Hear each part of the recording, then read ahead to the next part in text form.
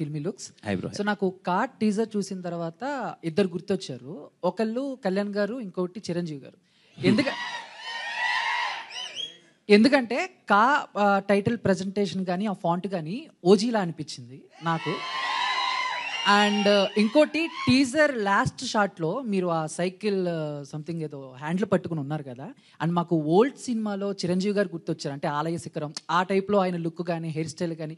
So ఏంటి ఈ రెండు రిఫరెన్స్లు ఏమైనా తీసుకున్నారా మీరు? ఇలా ఉండాలి బాడీ లాంగ్వేజ్ కానీ, లేకపోతే కాస్ట్యూమ్ కానీ, హెయిర్ స్టైల్ ఇవన్నీ కూడా అలా ఏమైనా ప్లాన్ చేశారా?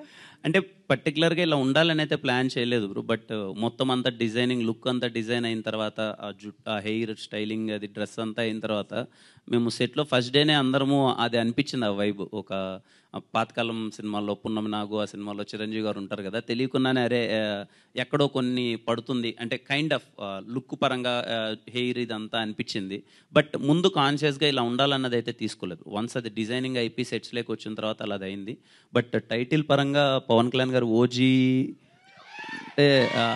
అంటే అది కూడా అనుకోని అయితే లేదండి. సింగిల్ లెటర్ది కదా, ఎలా రిప్రజెంట్ చేద్దాం అన్నప్పుడు అన్ని లాంగ్వేజ్లో ఒక సింగిల్ వర్డ్తో వెళ్దామని డిసైడ్ అయ్యాం. అది అలా కుదిరిందండి. నాట్ ఇంటెన్షనల్గా అయితే కాదు.